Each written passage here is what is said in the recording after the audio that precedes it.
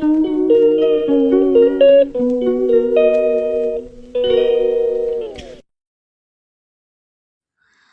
Friends, welcome back to my page. তো তোমাদের কাছে নতুন একটা ভিডিও নিয়ে চলে এলাম। আজকে করব সয়াবিনের কারি। তো তোমরা প্লিজ ভিডিওটা দেখতে থাকো। দেখো, আলু কেটে নিচ্ছি, তার সাথে পেঁয়াজ, আদা, কাঁচা লঙ্কা, রসুন সব কেটে নিয়েছি। কড়াইতে তেল দিয়ে দিলাম। তেল দিয়ে আলুটাকে একটুখানি ভেজে নেব।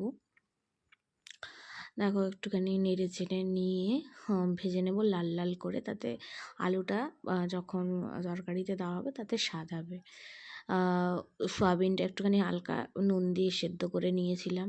তারপরে একটু তেলে ভেজে নেব। তারপর সয়াবিনটা তুলে তেলে দেখো গোটা জিরে, শুকনো লঙ্কা, তেজপাতা ফোড়ন দিয়ে দেবো। ফোড়নটা দেওয়ার পরে আস্তে আস্তে পেঁয়াজ দিয়ে দেবো, কাঁচা পেঁয়াজ। আর যেটা দেখিয়েছিলাম পেস্টের জন্য রেখেছিলাম আদা, পেঁয়াজ আর রসুন, লঙ্কা। তার সাথে দিয়ে দেবো হলুদ, কাশ্মীরি লঙ্কা, জিরে গুঁড়ো দিয়ে মশলাটা কড়াইতে দিয়ে দেবো। দেওয়ার পরে হালকা করে একটু স্বাদ মতো নুন দিয়ে দেবো। কারণ সয়াবিনে অল্প আমি নুন দিয়েছিলাম, তার জন্য অল্পই দেবো স্বাদ মতন। আর একটু দু এক দানা চিনি দিয়ে দেবো, তাতে টেস্টটা ব্যালেন্স থাকে।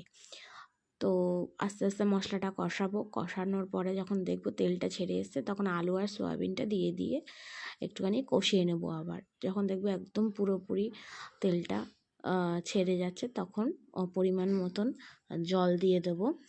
জল দেওয়ার পরে ঢেকে দেব। ঢাকার পরে মিনিমাম 15 মিনিট ঢাকা থাকবে তরকারিটা। 15 মিনিট পরে উঠিয়ে দেখবো আলুটা সিদ্ধ হয়েছে কিনা আর পানসা ভাবটা গেছে কিনা। তখনই উঠিয়ে গরম মশলা দিয়ে দেবো। দিয়ে দেখো, আমাদের সয়াবিনের কারি তৈরি হয়ে গেছে। তো তোমরা কে কে খেতে ভালোবাসো সয়াবিনের কারি, প্লিজ কমেন্ট করে জানিও। আর ভিডিওটি যদি ভালো লেগে থাকে প্লিজ একটা লাইক করে দিও। এখনের জন্য টাটা।